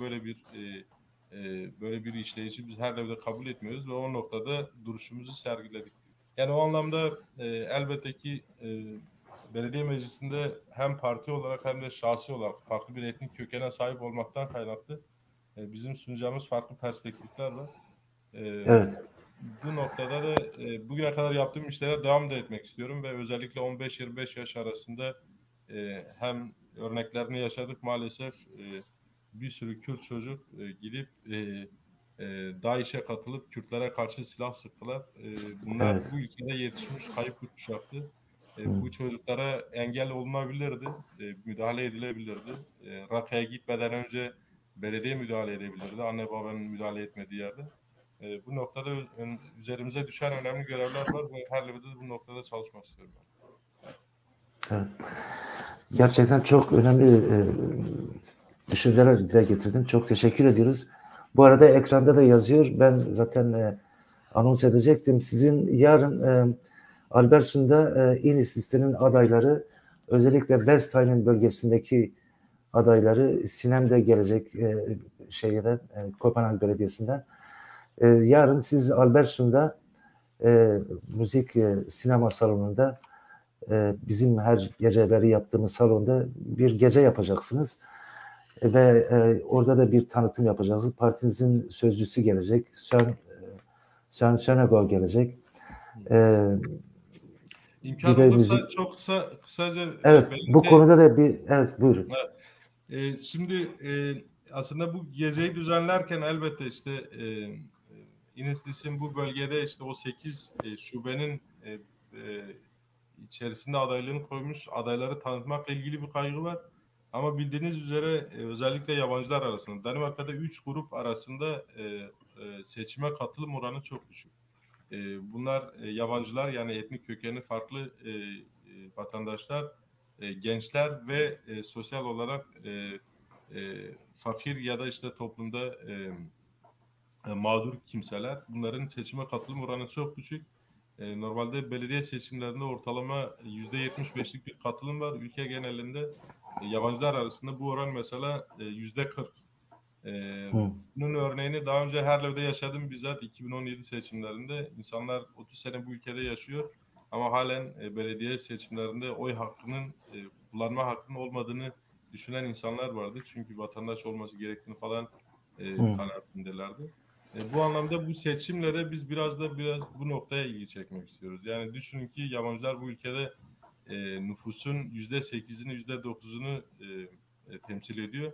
%8-9'luk bir nüfusun seçimlerde bir etkilerinin olmaması biz bir demokratik problem olarak görüyoruz. O anlamda da yarınki geceyle de biraz bu mesajı büyütmek istiyoruz. Yani sadece bizim partimize oy verilsin gibisinden değil ama seçim demokratik bir eylemdir. Bu eylemde herkesin dahil olması gerekiyor. Yeah. Yarın saat 6'da bu Westheim biraz da biliyorsunuz bu korona ile ilgili sıkıntılar var son dönemde yükselen salgın var. Gelecek tüm arkadaşlardan rica ettik. Dedik ki geldiğinizde negatif bir test elinizde olsun. Aksi takdirde medya malzeme oluruz derler ki. Tabii dikkat etmek lazım. Evet, doğru söylüyorsun. Ama gelirseniz mutlu bahtiyar edersiniz. Parti üyesi olmak gerekmiyor. Herkes gelebilir. Herkese açık. Tamam, teşekkürler. İbrahim burada ne yazmış diyor? Die above communal regional rol value. Erdoğan kurata stile apçı regional rol. Erdal Çolak'ı ben biliyorum. Erdal Çolak sosyal demokratlardan komünel rolda. Eğer bizim partiden soruyorsan İbrahim, Erdoğan Mert var. Erdoğan Mert, evet. Sinem sen dahil değilsin değil mi? Sen region solda yoksun. Saime Bilen. Saime Bilen, evet, bizim Balört'ten. Evet, doğru, haklısın. Saime Bilen ve Erdoğan Mert Kopenhag'dan region solda aday. Erdal Çolak da Venespek'ten. Evet, o sosyal demokratlardan. Sosyal demokratlardan. Evet. Evet. Şimdi çok teşekkürler ediyorum. Doğrusu zamanımız da biraz kısıtlandı. Ahmet arkadaşın bir seçim çalışması var. Ona gidecek. Ben burada Sinem şunu söyleyeyim. Kedin çok güzel. Birçok kişi de mesaj gönderdi. Sevgini nasıl gösteriyor sana? Ne kadar hoş. Biraz önce bir arkadaş yazdı. Dedi ki Kürtçe yazdı. Siz gelmeden önce entegrasyon ve asimilasyon üzerine konuşmuştuk. Hatırlayabildiğim kadar aradım, o mesajı bulamadım. Ahmet arkadaş bulursa iyi olur. Diyor ki asimilasyon bir aslanı kedi yapar. Entegrasyon aslanı aslan yapar ama kedinin dilinden de anlar. Öyle hatırlıyorum. Öyle bir şey yazmıştı. Çok da güzel bir cümleydi. Son olarak bu soruyu sormak isterim. Yani bizler burada yabancı kökenliyiz. Hepimiz burada yaşıyoruz. Fakat kültürümüzü, dilimizi burada korumak istiyoruz. Bunun için bütün partiler, hiçbir parti sizleri asimilasyon edeceğiz diye bir programları yok. Bütün partilerin programlarında entegrasyon diye söyleniyor. Şimdi bir adaylara, Sinem arkadaştan başlayarak bütün adaylara şunu soralım. Entegrasyonun asimilasyona dönüşmemesi için ne tür bir politikanın içerisinde bulunmak lazım? Ne tür fikirlere sahipsiniz siz bu konuda? Ya evet, yani hiçbir parti açık New Bavariya haricinde tabii ki asimilasyon politikası yürütüyoruz demiyorlar. Ama eğer entegrasyondan anlayışlarını sorduğunuz zaman cevapları asimilasyon politikasıdır. Yani komik olan da bu zaten. Hani hiçbiri asimilasyon istediklerini söylemiyor. Peki entegrasyonu konuştuğumuz zaman söyledikleri her şey asimilasyon politikasıdır. Yani bu konuda maalesef her ne kadar faşist Türk devleti kadar olmasa da Danimarka'da da birçok partide bu görüş var. Örneğin ana dil konusuna bakıldığında çoğu belediyede eğer internasyonal bir ailenin çocuğu olarak Danimarka'da eğitim görüyorsan, yani özel iş, daha doğrusu zengin bir ailenin çocuğu olarak geliyorsan bütün ilk öğretim yıllarını ana dilinde görebiliyorsun. Lakin göçmen çocuğuysan sadece 4. sınıfa kadar ücretsiz ana dil eğitimi görebiliyorsun. 5. sınıftan itibaren ise ebeveynlerinin kendilerinin karşılamasını bekliyorlar. Eğer bir çocuk ana dilini iyi bilmiyorsa ve iyi kullanamıyorsa hem ebeveynleriyle iletişiminde çok büyük kayba maruz kalıyor. Onun haricinde de kendi kültürüyle ve kendi kimliğiyle ilgili ileride çok büyük zarara uğramış bulunuyor. Yani bunu zaten bu dediklerimi zaten UNESCO da söylüyor.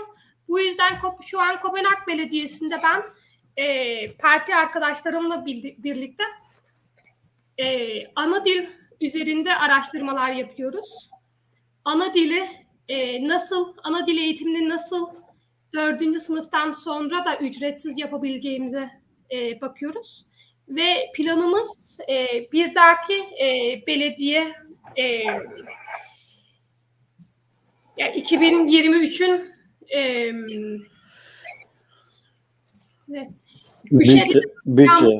bütçeye bakacağımızda bunun için para bulup bulmayacağımıza bakacağız. Çünkü gerçekten ana dil eğitimi çok önemli. Hem kimlik açısından hem ebeveynlerimizle ve kültürümüzle olan bağımız açısından hem de isterim ki Danimarka'da mesela ben sokakta yürürken hiç çekinmeden ve hiç ırk saldırıya uğrama riski duymadan rahat bir şekilde örneğin annemle telefonda Türkçe veya başkaları için Farsça, Arapça, Kürtçe konuşabilelim. Yani böyle bir toplumda yaşayabilelim. Bence yani birçok şey var, birçok da değinebileceğimiz şey var. Ve sadece belediye açısından değil, bu genel yerel seçimlerde de özellikle ırkçılık konusunda bu vardığımız nokta özellikle yerel mecliste üye olan siyasetçilerden kaynaklı bir durum bu. Ama yani belediyeler açısından bence önemli olan konulardan biri mutlaka ana dil eğitimine bakmamız. Evet. Şimdi çok teşekkürler sevgili Sinem. Yani senin konuşman çok güzel. İleriki zamanlarda seninle daha farklı programlar yapmak isteriz. Bu arada çok ufak bir şey ekleyebilir miyim? Buyur. Sakıncası yoksa. Az önce söylemeyi unuttum. O kadar birden soru gelince o kadar çabuk soru soracağınızı düşünmemiştim. Bu bahsettiğim konular haricinde Enhedslisten Kopenhag için en önemli konulardan biri Kopenhag'da olan konut politikası. ev alanı, yani şu an Kopenhag'da neredeyse toplu konut evlerimiz yok. Sadece %19 Kopenhag'da bulunan evlerin sadece %19'u toplu konut. Diğerleri özel firmaların, yani özellikle tüm Danimarka'da var ama özellikle Kopenhag'da büyük şehir olduğu için arsa ve konut piyasasında çok büyük spekülasyon var. Evet. Bazı kişiler ve bazı firmalar buradan çok para kazanıyor. Sadece Kopenhag'ın son 6 yıla bakarsak Kopenhag'daki evlerin fiyatı 2'ye katlanmış durumda ve bu demek oluyor ki bu devam ederse ileriki zamanda Kopenhag'da sadece zenginlere açık bir şehir olacak. Ve bununla ilgili mücadele ediyoruz. Bununla ilgili çok fikrimiz var. Bir tanesi Byhavn denilen şirketi kapatmak. Diğeri Kopenhag'da olan arsaları tekrar belediyenin eline, yani belediyenin sahibi olması. Onun haricinde de Viyana modeliyle Kopenhag'da olan dairelere kira konusunda sınır koymayı düşünüyoruz. Umarız bunu da başarabiliriz. Umuyoruz. Çok teşekkür ederim. Son olarak birisi kedimin ismini sormuş. Evet, kedinin ismi. Olmaz, ayıp olur. Kedimin ismi Aziz Dostoyevski. Aziz Dostoyevski. Evet. İlk ismi Aziz'lesinden dolayı, ikinci ismi de Fyodor Dostoyevski'den. Ay ne kadar güzel. Çok hoş. Şimdi sevgili arkadaşlar, bu soracağım soru son soru olsun. Yani hepiniz yoğun çalışma içerisindesiniz. Yarın da zaten İnistis'in gecesinde görüşeceğiz. Bu entegrasyon ve asimilasyon durumuna nasıl bakıyorsunuz? Ve seçildiğiniz takdirde buna yönelik nasıl bir çalışma içerisinde bulunacaksınız? Şimdi sanıyorum Ahmet arkadaş da bir işi çıktı. Programı herhalde bıraktı. Ben Sabri arkadaştan önce bu cevabı alayım. Onun için kamera herhalde değişmeyecek. Sinem, sen orada kalacaksın. Çünkü reji arkadaş yapıyordu. Sabri arkadaş buyurun. Ecbim şev baş Sinem. Ez dixwazim Kurdî devam bikim. Çünkü program Tirki bû. Tamam. Heva jî denivîsîne çima Kurdî nave yekcarê çima hevarê Kurdî jî temaşa dikine ma Kurdî jî be. Yani asimile tabii me sata berwêj asimile helandine ve helini combu. Yani tamam heye le kesiyeti ya insana dehele civakê de tune dibe be براستی یعنی او کسیتن نما باندور خیلی سرجیواکی نوا یعنی اتکی خیلی سرجیواکی نوا وکی او تک هن بریوی یا راست کن یا چپ کن یعنی او تم هن بوی داجون جبوی یعنی اسیمیلاسیون نه پولتقه ام بپارزنی اسیمیلاسیون تشتکی میروتی انسانی قبول بکی نیه یعنی و تشتکی آشکاره gerek ام تجاره نکنی روزه و خجی yadın mesela integrasyon ji kıjan perspektifi de mestki bu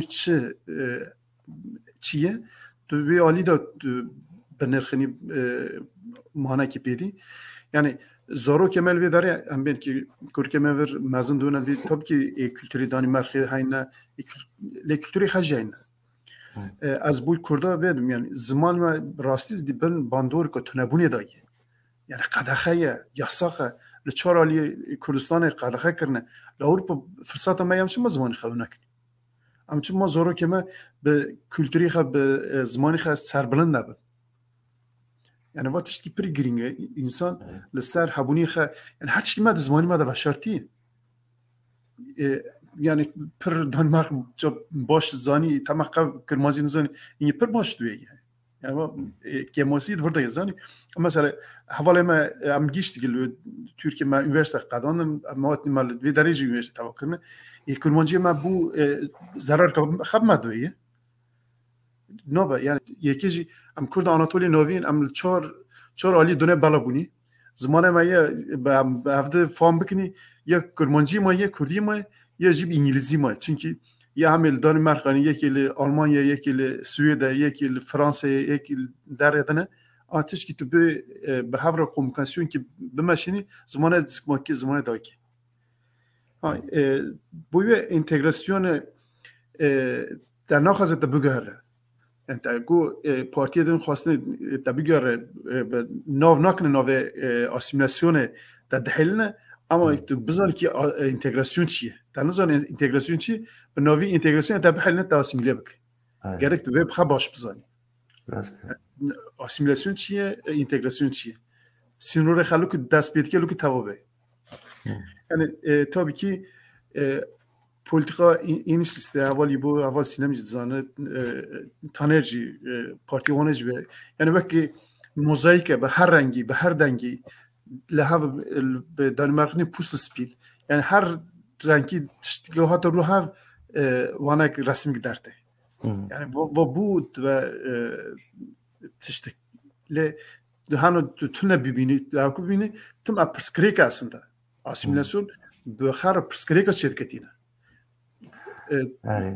یا تو تاوی نوی پشتی خدی دی جواکی دو گیتو یا جی تاوی دوی دهلی دزب دو پرسکریک yani ser balansı bime işte boş durdaya yani bir balansı kasiyeti durdaya. Evet lazım bu kurtin fan kurtası bir mahval edici fikre kapın. Tamam gerek spastik. Şimdi dediğim gibi fazla zamanımız kalmadı aslında sohbet çok hoş gidiyor ve ben özellikle Sabri arkadaşla ve Sinem arkadaşla birlikte seçimleri bir atlatalım. İleriki zamanlarda bu kültür ve dil üzerine bir Kürt'ün gözüyle olaylara nasıl bakılıyor, bir Türk'ün gözüyle olaylara nasıl bakılıyor, böyle bir program yapmak isterim doğrusu. Çok da güzel olur. Tamam. Şimdi Havali Taner, şimdi son sözlerini senden alalım. Sen Balarup'ta SF adına adaylığını koydun belediye meclisine. Oradaki kalan insanlarımıza ne söylemek istersin? Taner Genç'e insanlar neden oy versinler? Ne diyorsun bu konuda? Evet. Yani ben öncelikle şunu söylemek istiyorum. Yani İbrahim arkadaş da değindi. İnsanlarımızın yani yabancı kökenli insanlarımızın demokratik haklarını kullanmaları önemli. Çünkü İbrahim de dediği gibi herkes seçim hakkının olduğunu bilmiyor ve biz bunu maalesef bir sürü insanla konuştum ve açıklamaya çalıştım. Sizin ya sadece oturma izni hakkınız olduğu zaman oy kullanma hakkınız vardır. Çünkü bu belediye seçimleri ve hiç kimse, çoğu insanın haberi yok bundan. Onun için bazı kesimler de oy kullanmak istemiyorlar. İşte farklı nedenlerden dolayı. Onun için benim tavsiyem, önerim herkesin bu demokratik hakkını kullanması ve yani illaki beni seçmeleri önemli değil. Yani hangi adaylar onların fikirlerine, görüşlerine uyuyorsa demokratik haklarını o yönde kullanmalarını isterim. Neden sana oy versinler Taner? Orayı söylemedim. Neden bana oy versinler? Ben yani bu soru üzerinde hiç düşünmüyorum ama ben ilk defa bu seçimlere giriyorum. Yani sadece yabancılar için değil, ben bütün Danimarka'da yaşayan halklar adayım. Yani yaşlılar olsun, çevre olsun, çocuklar olsun, gençler olsun. Yani yani Belarus'ta yani kaldığım belediyenin yani yerel halkımızın sorunlarını çözmek istiyorum. Yani bu daha çok sosyal alanlarda, yani çünkü ben kendim de sosyal danışman olduğum için ve bir de bunun harici de ben çevre olayları da çok ilgiliyim. Yani çünkü günümüzün ya da çağımızın en büyük sorun, yani savaştan sonra en büyük sorunları da işte bu çevre krizi, işte bilmem doğanın yok olması, kaybolması, yani bunları engellemek istiyorlarsa oylarını bana verebilirler. Taner Genç'e versinler. Çok teşekkürler. Çok sağ olun. Evet, son sözü İbrahim arkadaşa verelim. Daha sonra da programı kapatalım. Çünkü reji olmadan program değişmiyor. Bir Onun de için Necati var, ben şey söyleyeyim. Ben burada buyur. bir esefli olarak sadece 3 inisistin arasında kaldım. Aslında bir Esefli'yi daha çağırmıştık. Gelmedi. Sami Deniz İsoy da o da katılacaktı. Gelmedi. Bilmiyorum neden gelmedi. Haber Şimdi gelmedi. mesela Ahmet Aval sosyal O demokratlarda da o sosyal numara. demokratları. Ama bir de şimdi yani tam bir de şey diyor mesela, İbrahim Haval da değindi, yarın yani geceleri varmış İnislis'in, ama mesela şey de değindi, hani bizim yabancı kökenli insanlarımız işte oy kullanmıyor falan, yani onları etkileyebilmek için, onlara ön ayak olmak için. Ama bence daha kapsayıcı olmalı. Çünkü benim gördüğüm kadarıyla genelde Kürt yani yani Kürt vatandaşlarımıza yönelik bir gece gibi olmuş. Onun için benim önerim daha kapsayıcısı olma. Yani Arapları da katsınlar, Farsları da katsınlar, Alban, bilmem, bütün etnik kimlikleri de katmalar önemli. buna İbrahim arkadaş cevap versin. Tamam, Bu senin soruna. Ben de son... Fikrim aslında öncelikle şeyle başlıyor. Yani Taner kendi burada yalnız hissetmesin. Mesela Herlev'de biz Esef'le bir arada çalışıyoruz. Hatta dün çok ilginç bir şey oldu. Biz bir yasa tasarı, yani bir tasarı önerdik belediye meclisi toplantısına. Ama bizden önce Esef de aynı tasarıyı sunmuş. Biz bugün gündem bize geldiğinde baktık ki bir parti de aynı gündemi işlemiş. Yani biz birbirimizden çok uzak değiliz. Yani ayrıldığımız noktalar var elbette. Yani o anlamda kendimi burada yalnız hissetmiyorum. Bir tane Venstre olsaydı ya da ne bileyim konservatif olsaydı buradaki tartışmalar daha derinleşirdi. Doğru. Biz aynı yolun yolcusuyuz. Şey noktasında, gece noktasında doğru elbette. Yani gönül isterdi ki, tabii o plakete bakınca biraz insan farklı bir izlenim ediniyor ama biz şeyi de dahil etmeye çalıştık. Yani şu anda yarın davet edilen dernekler arasında işte o 8 tane Westein komünesindeki tüm kültür derneklerini de davet ettik. İşte Filistinliler var, Araplar var, Somaliler var. Ama onların katılımı ne kadar yoğun olur onu biraz zaman gösterecek. Herkes entegrasyon konusunda bir şey söyledi. Necati Aval, ben söylemedim. Ben de çok kısaca şunu söylemek istiyorum. Buyur. Evet. Yani elbette bu ülkede sisteme yönelik, özellikle işte sosyal demokratların bu son süreçte biraz Danimarka Halk Partisi'ne yaklaşan, dönem dönem onları da geçen retoriğine baktığımız zaman elbette ki bu ülkede ayrımcılıktan, bu ülkede faşizmden, artan yabancı düşmanlığından bahsetmek gerekiyor. Ama entegrasyondan bahsederken bence entegrasyon evde başlıyor. Anne babasına, dedesine, onların kültür mirasına sahip çıkmayan bir nesil başkasından saygı beklememeli. Yani ben bunu her gittiğim yerde de söylüyorum. Bu anlamda PKK'nın önemli bir misyonu var. İşte sağda solda manavlarda karşılaşıyorum. Kürt aileler çocuklarıyla Kürtçe konuşmuyor. Yani Sinem arkadaş burada yanlış anlamasın. Yani Türkçe konuşuyorlar ve gerekçesi de şu: biz işte senede bir kere Türkiye gittiğimizde zorlanmasınlar dilde. Şimdi şöyle bir sıkıntı var. Kendi diline değer vermeyen, anasının diline ya da rüya gördüğü dile değer vermeyen bir generasyonun yetiştireceği çocuklar da elbette erimeye, Sabri Haval'ın dediği gibi mahkumdur. O anlamda iş bizde başlıyor. Yani Herlev Belediyesi'nde mesela ben dönem dönem gündeme getirdim. 10 tane imza ile belediyeden istediğin yardımı alabilirsin. Öğretmen maaşına kadar verilecek bir destek var. Bu anlamda bizim üzerimize düşen bir görev var. Bunun için PKK gibi kurumların ve biz şu anda siyasete aday arkadaşların bu konuda özel bir çaba göstermesi lazım. Kendi kültürümüze sahip çıkmak, dedelerimizin masallarına sahip çıkmaktan daha önemli bir görevimiz yok. Bana niye oy versinler? Hani böyle çok klasik olacak. Türkiye'de derler yaptıklarımız yapacaklarımızın teminatıdır. Öyle bir şey söylemek istemiyorum ama bence siyaset güven işidir. Yani eğer seçmenler bende güven buluyorlarsa, benim onların sesi olacağımı düşünüyorlarsa oylarını bana versinler. Çünkü ben yarın 4 sene boyunca onların sesi olmaya çalışacağım. Eğer şimdiden benim onların sesini kısacağımı düşünüyorlarsa oylarını verecek kişi ben değilimdir. Ama Taner Haval'ın da söylediği gibi oy vermek demokratik bir işlem. herkesin hakkı var bu ülkede yıllarca yaşayan ve şeyi de hatırlamak lazım. Yani son seçimlerden bugüne 18 yaşını doldurmuş bir sürü genç var. Dil bilen, bu ülkedeki siyaseti az biraz takip eden gençler var. Onların bu noktada aktifleştirilmesi gerekiyor. Oyunuzu kullanın. En önemli mesajım bu olsun ama gönül ister ki elbette oylarını yeni sisine versinler. Çünkü biz bu ülkede demokratik, çoğulcu ve yeşilci bir politikadan yanayız. Evet.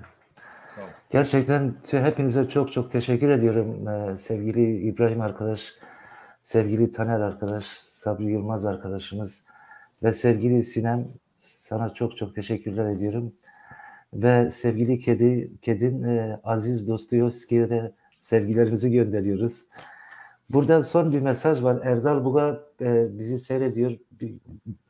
Yazdığı mesajlarla da bize programımıza renk kattı. Maalesef reji olmadığı için ekrana getiremiyorum. Ama ben Kürtçesini okuyayım. Sabri Hava da Türkçesini tercüme etsin.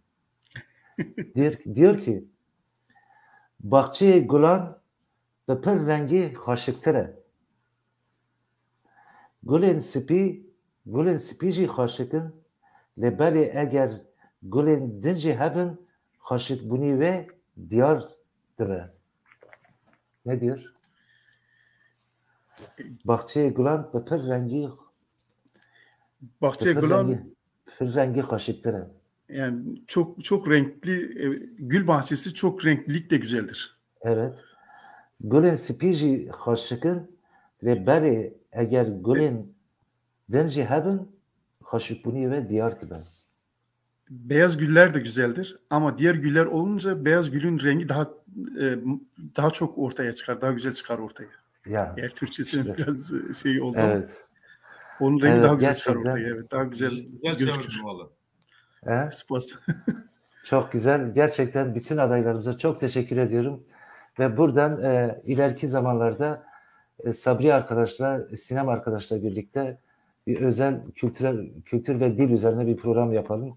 Bir arkadaş da yazmıştı, demişti ki Sinem arkadaşın da Kürtçe öğrenmesi lazım. Bence de öğren Sinem. Bir bore kırmancı pürhemdek ya fazla zorlamayalım bence. Tamam. Çok teşekkürler. Çok az da anlıyorum. Evet. Hinkar kitaplarım var 3 tane ama maalesef siyaset yapmaktan çalışmaya pek vakit kalmıyor. Yani. Ve bu vesileyle de biliyorum programı kapatacağız da az önce İbrahim Heval'ın dediğini kesinlikle yanlış anlamadım. Aksi halde tam benim dediğimin aynısını söyledi bu ana dille ilgili.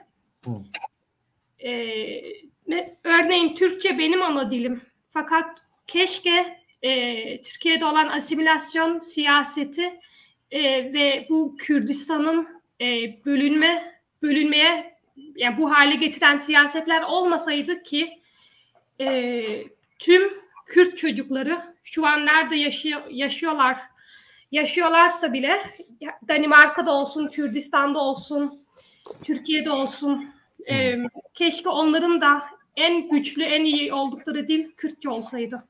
Bu Kırmancı olsun, Lori olsun, yani bütün Zazaki, Kırmançki olsun. Yani keşke öyle olsaydı. Bu yüzden hani altını çizmek istedim. Hiçbir şekilde yanlış anlamadım. Katılıyorum. Ve onun haricinde İngilizceye, İtalyanca'ya vesaire özenmek yerine keşke komşu, kardeş halklarımızın dilini de hepimiz öğrenebilsek. Yani keşke.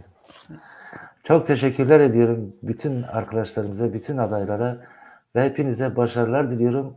Umarım hepiniz seçilirsiniz belediyelere. Seçildikten sonra tekrar sizlerle bir program daha yapmak isterim. Hepinize iyi geceler. Biz de teşekkür ediyoruz davetiniz için. Yani ben bunu hep söylüyorum. Yani sen de Ahmet Aval'da bu işte dirayetlisiniz. Yani peşini bırakmıyorsunuz. Her zaman aktifsiniz. Davetiniz için de teşekkürler tekrar. Biz teşekkür ediyoruz. Tamam. Hepinize. Şerbaş serkeftin bu vakio.